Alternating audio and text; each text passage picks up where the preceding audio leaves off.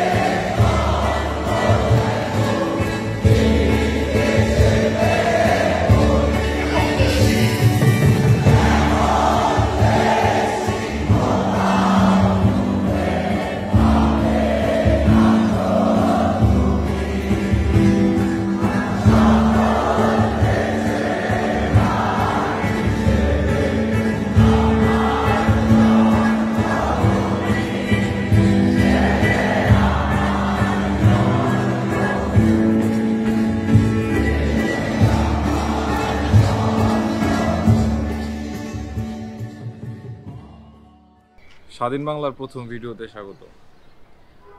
প্রায় মাসখানেক অনেক নানান রকমের ঘটনা দুর্ঘটনার পরে দেশ আবার স্বাধীন। দেশের স্বাধীনতাটা এবার ছিল কোনো বিপরীত অন্য কোনো দেশের উপর না, বরং আমাদের দেশের সরকারের বা আমাদের দেশের স্বৈরাচারী এক সরকারের বিরুদ্ধে ছিল তার নির্যাতন, নিপীড়ন বা যত রকমের যত কিছু তার শাসন ব্যবস্থাপনার বিরুদ্ধে এই স্বাধীনতা। যাই হোক, স্বাধীনতা নিয়ে আর কথা না বাড়াই, স্বাধীনতা নিয়ে আর কোনো টপিকে না যাই। কিন্তু ভাই, দেশ তো স্বাধীন হয়েছে এখন, তাই না? এখন কি করণীয়? এখন আমাদের কি করণীয়? দেশ স্বাধীনতার পরে এখন মোটামুটি নতুন ইনটেক একটা বাংলাদেশ, এই বাংলা স্বাধীন। এখন কিন্তু আমাদের অনেক কাজ আবার গোছাইতে হবে। ৭১ যখন দেশ স্বাধীন হয়েছিল ঠিক তখন যেরকম দেশটা একদম জিরো থেকে স্টার্ট হয়েছে, এখনও ঠিক সেই জিরো থেকে স্টার্ট। তো স্বাধীন দেশে আমাদের কী করণীয়, আজকে সেই বিষয়টা আলোচনা করব। মোটামুটি ৩৬ থেকে ৪০ দিনের মধ্যে একটা গণ আন্দোলন, ছাত্র আন্দোলন চলে। এখানে সাধারণ মানুষ সহ এই টোটাল আন্দোলনে প্রায় ২০০০ থেকে ২৫০০ মতো মানুষ মারা যায় আনঅফিসিয়াল কাউন্টে। সারা দেশে, সারা ঢাকায় নানান রকম অরাজকতা চলে। এই স্বাধীন বাংলায় প্রথমত আমাদের যেটা করতে হবে সেটা, আমি কিছু পয়েন্ট বানাইছি। মূলত আমরা দু একজন বসে আলোচনায়, মূলত এই আলোচনা শুরু হয় চার দোকান থেকে আলোচনা শুরু হয় এবং এটা এখন হচ্ছে ক্যামেরা বন্ধ আছে। তো প্রথম যে টপিকটা কথা বলবো, প্রথম যে জিনিসটা আমাদের করা উচিত সেটা হচ্ছে যে একটা সুষ্ঠু তদন্ত।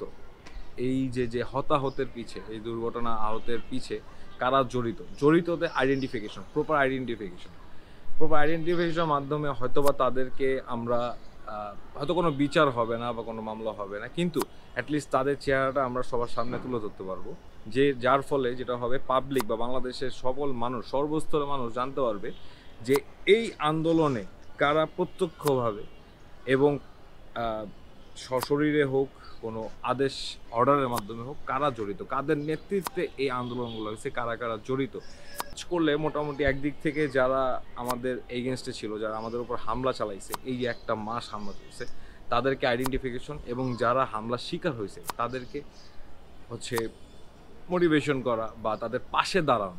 আবার দ্বিতীয় পয়েন্টটা হচ্ছে মানুষের সামনে ইতিহাস তুলে ধরা। কেমন ইতিহাস?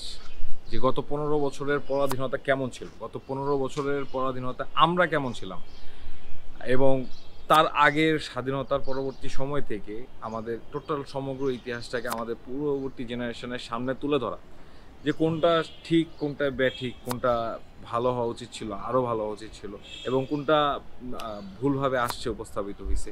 এই ধরনের বিষয়গুলোকে আমাদের সবার সামনে তুলে ধরা। এক কথায় ইতিহাসের পুনরাবৃত্তি, মানুষের সামনে ইতিহাসটাকে আবার উঠায় নিয়ে আসা। এতে হবে কি, মানুষ জানতে পারবে যে আসলেই কি হয়েছে। 15 বছরে আমরা বাক স্বাধীনতাহীন ছিলাম, আমরা নানান রকমের মানবাধিকার থেকে বঞ্চিত ছিলাম। সব কিছু পাওয়ার পরও, শিক্ষা, বস্ত্র, বাসস্থান, চিকিৎসা, এভরিথিং পাওয়ার পরও কেমন যেন একটা হাহাকার ছিল যে ওই জিনিসটা হয়তো আমাদের নাই। সেটাই ছিল কথা বলার স্বাধীনতা। আমাদের সেই স্বাধীনতাটা যেহেতু ফিরে পেয়েছি, আমরা ইতিহাস সম্পর্কে জানছি, উদ্ঘাটন হয়েছে, সেই ইতিহাসটাকে সবার মাঝখানে তুলে ধরা। এতে আমাদের পূর্ববর্তী জেনারেশনের সামনে তুললে তারা জানতে পারবে, এবং ভবিষ্যৎ প্রজন্ম অবশ্যই এটা জেনেই যাবে। আর 3 নম্বর পার্ট হচ্ছে মোস্ট ইম্পর্টেন্ট পার্ট, আমার লিস্টে সবচেয়ে ইম্পর্টেন্ট পার্ট, যেটা হচ্ছে একটা বড় ইস্যু হইতে পারে। যেমন হিন্দু মুসলিমের দাঙ্গা। কোনো জাতি ধ্বংস করার সর্বশেষ হচ্ছে যেই পদক্ষেপ বা যেই উদ্যোগ, সেটা হচ্ছে হিন্দু মুসলিমের দাঙ্গা বাজাতে হবে। হ্যাঁ, তো আমাদের সবার উচিত এইটা না হইতে দেওয়া। আমরা সবাই জানি যে বাংলাদেশ একটা সুন্দর দেশ। এই আন্দোলনে অনেক হিন্দু ভাইরা ছিল, আমাদের হিন্দু বন্ধুরা ছিল, এবং অনেক হিন্দু ভাইরা মারাও গেছে। হ্যাঁ, এই আন্দোলনে হিন্দুরা, মধ্যরা, খ্রিস্টানরা, তারা খুবই আন্তরিকতার সাথে আমাদের সাথে ছিল। এখানে কোনো হিন্দু মুসলমান কোনো আন্দোলন হয়নি।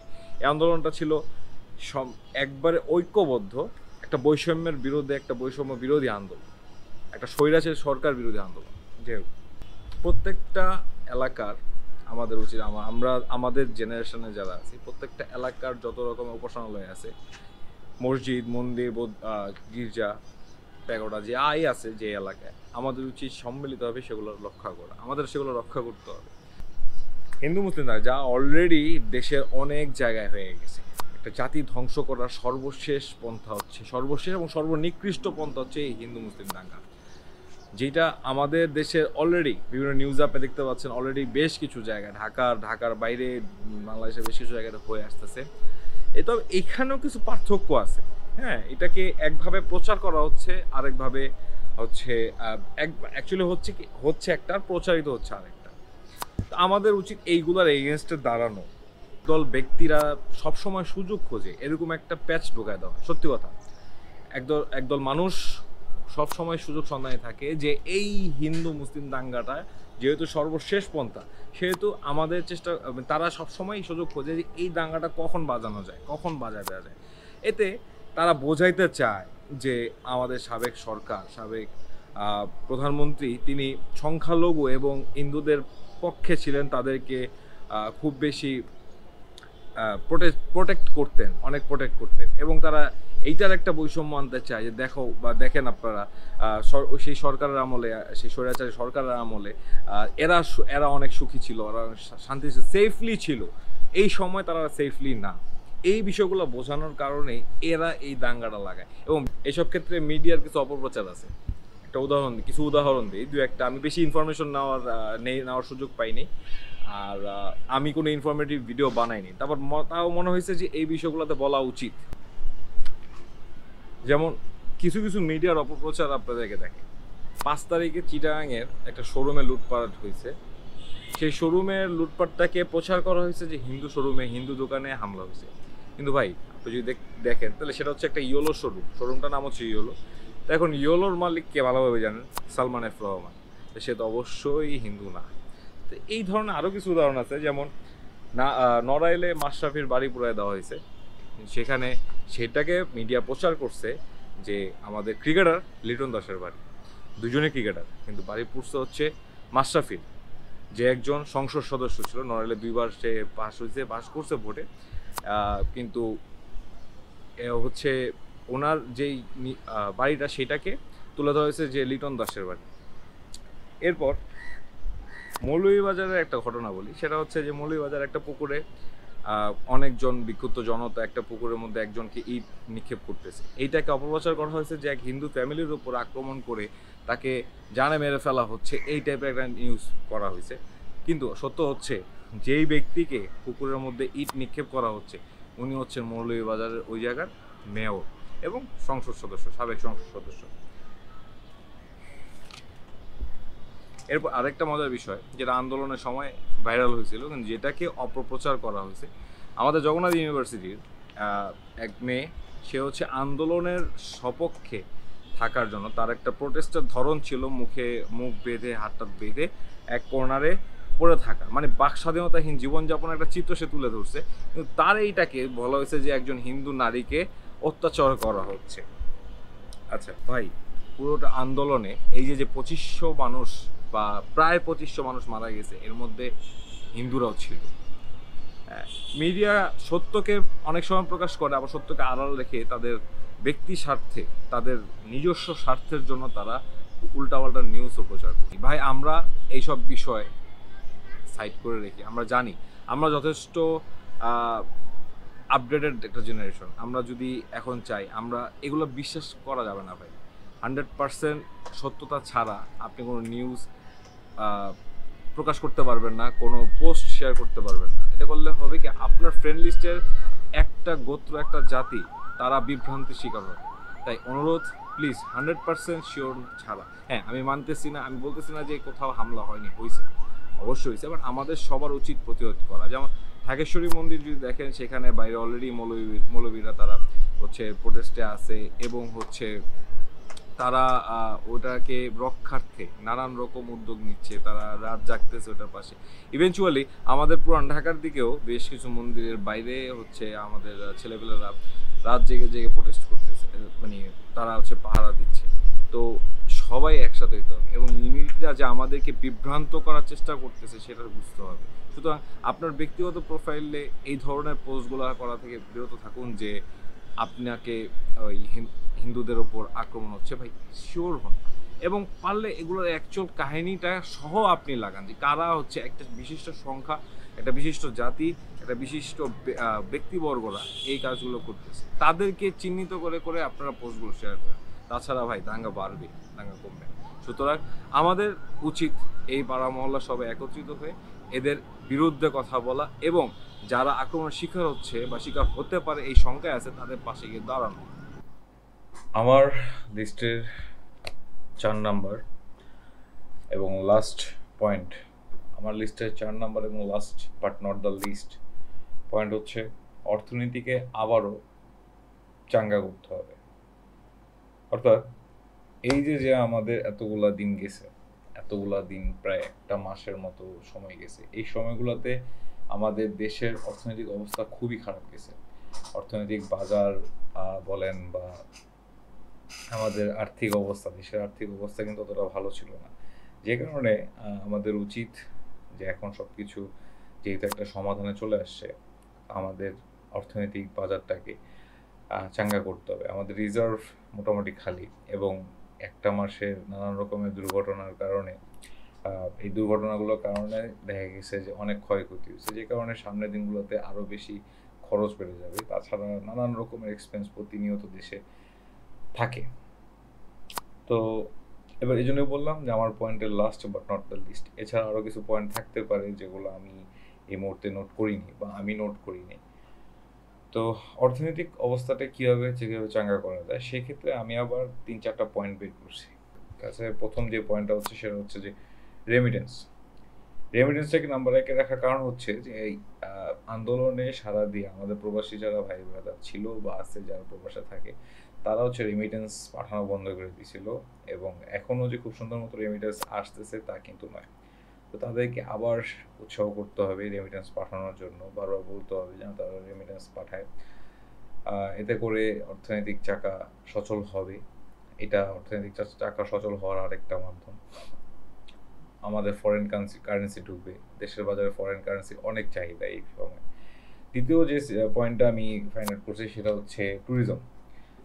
আমাদের দেশে ট্যুরিজম সেক্টরটা এখন পর্যন্ত অনেক অনুন্নত। কেমন ধরনের উন্নত বলি, যে আমরা ঘুরতেছি ঠিকই, কিন্তু ফরেনাররা খুব ইজিলি বাংলাদেশে অ্যাক্সেস করতে পারতেছে না। হাতে গোনা অল্প কয়েকজন তারা খুব ইজিলি অ্যাক্সেস করতে পারতেছে, কিন্তু অনেক ম্যাক্সিমাম ফরেনাররাই হচ্ছে নানান রকমের ঝামেলার সম্মুখীন হচ্ছে। এই জন্য তারা বাংলাদেশটাকে অ্যাভয়েড করে পার্শ্ববর্তী দেশ ইন্ডিয়ায় যাচ্ছে অলরেডি। কিন্তু বাংলাদেশে কিন্তু ঘোরার জায়গা অনেক আছে। তো ট্যুরিজম সেকশনটাকে আমাদেরকে আরও বেশি চাঙ্গা করা উচিত আমি মনে করি। কারণ এইটা একটা কারেন্সি, একটা ফ্লো। মানে এখানে একদম ডিরেক্ট ফরেন কারেন্সি আসতেছে আমাদের দেশে, অর্থনৈতিক চাকাটা ভালোভাবে ঘুরতেছে। তার পাশাপাশি ট্যুরিজম সেক্টরটাকে যদি আরও বেশি উন্নত করে তোলা যায়, লাইক ভিসা প্রসেসিং সিস্টেমটা যদি আরও সুন্দর স্মুথলি করা যায়, তারপর হচ্ছে ফরেনারদের সেফটি সিকিউরিটি সব কিছু যদি খুব ইজিলি খুব সুন্দর মতো এনশিওর করা যায়। যেমন বাইরের দেশে কিন্তু অনেকটা সোলো ট্রাভেলাররা ঘুরে, যারা একা একে ঘুরে, কিন্তু বাংলাদেশে অনেকে আসতে চায় না, কারণ হচ্ছে তারা সেফটি মানে তাদের সেফটিটা ইনশিওর হয় না, বা তারা কি সেফ থাকবে কিনা এটা তারা আইডিয়া করতে পারে না। দ্বিতীয়ত হচ্ছে বাজেটটা তারা আইডিয়া করতে পারে না যে একটা বাংলাদেশ ঘুরতে কেমন কস্টিং হইতে পারে। তৃতীয় হচ্ছে যে ট্রান্সপোর্টেশনে যে আপনার ফ্যাসিলিটিসটা এটা অনেক বেশি অনুন্নত। এছাড়াও নানান রকম আরও দিক আছে যেগুলোতে হচ্ছে যেগুলোর কারণে মূলত হচ্ছে ফরেনাররা বাংলাদেশে আসতে অনিচ্ছুক, বা আসলে সেগুলোর সংখ্যা অনেক কম। তো সুতরাং আমাদের এই ট্যুরিজম সেকশনটাকে আরও বেশি এটার মধ্যে আরও বেশি জোর দিতে হবে, যেন ট্যুরিজম সেকশনটাকে অনেক উন্নত করা যায়। টোটাল একদম টেকনাফ থেকে তেঁতুলিয়া যদি হিসাব করেন তাহলে, বা এদিকে যদি ক্রস কান্ট্রি হিসাব করে, বাংলাদেশে দেখার অনেক কিছু আছে যারা অনেক ফরেনাররা এখনও দেখতে পারেনি সামনে থেকে। হ্যাঁ, তাদেরকে উৎসাহ করতে হবে। লিস্টে 3 নম্বর রাখছি হচ্ছে এক্সপোর্ট। জি, এক্সপোর্টিসটাকে আরও বেশি বাড়াতে হবে। যেমন এক সময় আমাদের গার্মেন্ট শিল্প অনেক বেশি চাহিদা ছিল। পাশাপাশি নানান রকমের আমাদের দেশীয় প্রোডাক্ট বাইরে যাইতো, সেটা হতে পারে বিভিন্ন মাছ টাছ, এগুলো বাইরে যেত।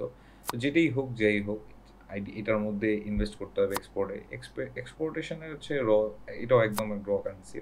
যত বেশি বাইরের প্রোডাক্ট পাঠাতে পারবো তত বেশি টাকা আসবে, যত বেশি বাইরের প্রোডাক্ট যাবে তত বেশি টাকা আসবে। তো এই মুহূর্তে এগুলো অনেক বেশি দরকার আমাদের। 4 নম্বর আরেকটা যে পয়েন্ট রাখছি, এই আন্দোলনত সময়গুলোতে অনেক বেশি হাইলাইটেড হয়েছে একটা ব্যক্তির মাধ্যমে, সেটা হচ্ছে যে ফ্রিল্যান্সার। আমাদের দেশে ফ্রিল্যান্সারদের ফ্যাসিলিটিস খুবই কম। সত্যি বলতে আসলে এটাই সত্য, কিন্তু দুঃখজনক বিষয় যে ফ্রিল্যান্সাররা কিন্তু ঘরে বসে এখন সারাদিন রাত কাজ করে টাকা আনতেছে বা ডলার আনতেছে, একদম লিকুইড মানি যেটা হচ্ছে আনতেছে তারা, কিন্তু তাদের জন্য ফ্যাসিলিটিস অনেক কম। তাদের সুযোগ সুবিধা দিতে পারতেছি না, তাদের এই কারেন্সি উইথড্রয়াল প্রসেসটা আমরা অনেক বেশি লেন্দি হয়ে যাচ্ছে। এই নানান ধরনের ব্যাংকিং জটিলতার কারণে তাদের কারেন্সি হাতে আসতে অনেক সময় লাগতেছে। এর মধ্যে ফ্রিল্যান্সারদের ছাড়াও ইউটিউবার আছে, কন্টেন্ট ক্রিয়েটার আছে, নানান রকমের পাবলিক আছে যারা হচ্ছে বাইরের দেশে কাজ করে, মানে বাইরের দেশের কাজ করে দেয়, বিনিময়ে তারা পায়। কন্টেন্ট ক্রিয়েটারদের সিস্টেমটা আবার একটু ভিন্ন, বাট ফ্রিল্যান্সার যারা হচ্ছে তারা বেসিকলি অনেক বেশি সমস্যার সম্মুখীন হচ্ছে।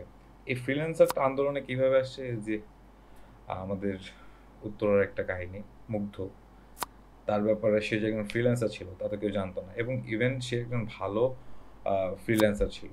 হ্যাঁ, যাই হোক, সে মারা যাওয়ার পরে তার প্রোফাইল ঘেটে মানুষ বের করছে সে একজন ভালো মাপের ফ্রিল্যান্সার ছিল। তো সুতরাং যে 4টা পয়েন্ট বললাম, যে অর্থনীতি চাঙ্গা করা 4টা পয়েন্ট, প্রথমত হচ্ছে ট্যুরিজম, তারপর হচ্ছে রেমিটেন্স, তারপর হচ্ছে এক্সপোর্টিজম, এরপর হচ্ছে ফ্রিল্যান্সারদেরকে উৎসাহ করা।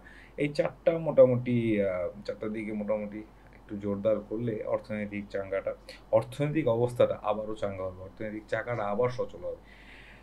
তো স্বাধীনতার পরে এইগুলা আসলে আমার মতে 4টা point, but these are not the least points. এরপরে আরও পয়েন্টস থাকতে পারে, আবারও বলতেছি these points are not the least. এরপরে আরও অ্যাড হইতে পারে, আরও পয়েন্টস থাকতে পারে, আপনারা সেগুলো খোঁজেন, বা আপনারা সেগুলো আপনাদের নিজেদের মাধ্যমে সেগুলো বের করে সেগুলো ট্রাই করেন, সেগুলোকে জাস্ট একত্রিত করার এবং ফাইন্ড আউট করার কীভাবে কি করা যায়। হ্যাঁ, কারণ কথায় আসছে ভাই, স্বাধীনতা অর্জনের থেকে রক্ষা করা অনেক বেশি কঠিন। যাই হোক, আবার এই ভিডিওটা বানানোর মূল উদ্দেশ্য ছিল এটাই যে আসলে আমরা একটা মাস অনেক বেশি ঘটনা দুর্ঘটনার শিকার হয়ে নানান রকম দিক থেকে আমরা একটা আন্দোলন চালাইছি। প্রথমত যে আন্দোলন আমাদের ছিল হচ্ছে কোটার দিকে, সেটা পরে সরকারের বিরুদ্ধে বা স্বৈরাচার বিরুদ্ধে আন্দোলন হয়ে গেছে। তো যাই হোক, আমরা প্রায় 40 দিনের মতো এই গণ আন্দোলনের সম্মুখীন, গণ আন্দোলনের মাধ্যমে স্বৈরাচার সরকারের পতন ঘটাই। কিন্তু ভাই, সব কিছুর পরে স্বাধীনতা পাইছেন। স্বাধীনতা পাওয়ার পরে এখন কি করতে হবে? ঘরে বসে থাকলে হবে? হবে না। এই স্বাধীনতাটা রক্ষা করতে হবে, যেটা সবচেয়ে কঠিন স্তরের কাজ, সবচেয়ে কঠিন কাজ। স্বাধীনতা অর্জন হচ্ছে রক্ষা করা কঠিন। তবে স্বাধীনতা রক্ষা করতে গিয়ে খুব বেশি চিপড়ানো যাবে না। অর্থাৎ লেবু যদি বেশি চিপড়ান তাহলে কি হয়? লেবু তেতো হয়ে যায়। যাই হোক, ইদানিং যা দেখা যাচ্ছে যে আমরা কিন্তু আসলে কোনো ব্যক্তিবর্গের বিরুদ্ধে ছিলাম না, কোনো ব্যক্তির বিরুদ্ধে এই আন্দোলনটা কখনোই ছিল না যে অমুক ব্যক্তির বিরুদ্ধে আন্দোলন, তমুক ব্যক্তির বিরুদ্ধে আন্দোলন। আমরা ছিলাম এই ফ্যাসিজমের বিরুদ্ধে ছিলাম, এই ফ্যাসিজমটাকে শেষ করার জন্য। এখন স্বাধীনতা পাওয়ার পরও যদি এই ফ্যাসিজম চলে, তাহলে কি আর মনে করেন আমাদের কোনো লাভ হলো না? আলটিমেটলি দিন শেষে যে লাউ সে কুল, লাউ আর কুল এক হওয়া যাবে না। আবার দিন শেষে অনেক কষ্ট হয়েছে, প্রায় 2500 মানুষের মতো মারা গিয়েছে। এতগুলো মানুষের জীবন কি বৃথা দিতে দিবেন? দেওয়া উচিত না। হ্যাঁ, খুব রিসেন্টলি কিছু কাহিনী দেখে আসলে খুব বেশি খারাপ লাগতেছে। এগুলো আসলে হওয়া উচিত না। অতিমাত্রায় যদি কোনো কিছু বেড়ে ওঠে, তাহলে সেটার ফল ভালো হয় না। আমি হয়তো কথাটা বুঝায় পড়তে পারিনি, বাট আমার মনে হয় আপনারা বুঝতে পারছেন। তো যাই হোক, এই স্বাধীনতাকে রক্ষা করতে হবে। আমরা লেবুটাকে বেশি চেপড়ানো যাবে না। লেবু যেটা আছে সেটা হালকা হালকা রসেই ভালো লাগে, হালকা হালকা রস দিয়ে খাইতেই ভালো লাগে। যেমন একটা কাহিনী না বললেই নয়, 15ই আগস্টে, হ্যাঁ জানি বাংলাদেশে সবার মধ্যেই একটা সাবেক সরকার বিরোধী একটা মনোভাব চলতেছে। তো ঠিক আছে, ওটা জায়গায় ঠিক আছে, কিন্তু 15ই আগস্টে আপনারা যদি দেখেন ধানমন্ডি 32-এ 1:30-2টার দিকে যে গান বাজনাগুলো হয়েছে, এগুলো কি ভাই শিক্ষিত জাতি বা এই যে বৈষম্য বিরোধী আন্দোলনে যারা ছিলেন, এই আন্দোলনে যারা ছিলেন, তাদের কি কাজ হতে পারে? আমাকে 15ই আগস্টে ধানমন্ডির 32-এ রাতে যেই লুঙ্গি ডান্স বা যে নানান রকমের ডিজে গান, এগুলো কি আসলে কোনো শিক্ষিত জাতির কাজ হতে পারে? আমার মনে হয় হতে পারে। আমার কথায় যদি আপনার শরীর জ্বলে, আপনার গা জ্বলে, তাহলে বুঝে নেবেন যে আপনার একজন স্বৈরাচার। সত্যি কথা ভাবেন একবার। আমরা দেশকে স্বাধীন করছি, দেশকে স্বাধীন করার পর যদি সেই ধরনের কার্যক্রম আমরা দেশের মধ্যে প্রচলন করি বা সেই ধরনের কার্যক্রম দেশের মধ্যে যদি রাখি, তাহলে লাভ হলো কি? লাভ নেই। আসেন, ছোট মুখে বড় কথা বলি, খুব বেশি বাড়াবাড়ি না করি, স্বাধীনতাকে নিয়ে খুব বেশি বাড়াবাড়ি না করি, সুষ্ঠু সুন্দর মতো এই দেশটাকে আবার গুছাই। দেশটা দেখবেন সুন্দর হয়ে গেছে। আমরা যে প্রত্যাশায় স্বাধীনতার জন্য আমরা আন্দোলন করছি, একটা মাস 36টা দিন আন্দোলন করছি, এত এত রক্ত গেছে, ঝরছে এই যে আন্দোলনকে ঘিরে, সে আন্দোলনের মর্যাদাটাকে রাখি, শহীদদেরকে স্মরণ করি, আন্দোলনের মর্যাদা রাখি, স্বাধীনতার মানটা রাখি। ফ্যাসিজম দূর করার জন্য আন্দোলন করছি, দিন শেষে এইটাই যদি ফেরত আসে, তাহলে লাভ নেই। ভালো থাকেন, সুস্থ থাকেন, শান্তি আশা করি। ধন্যবাদ।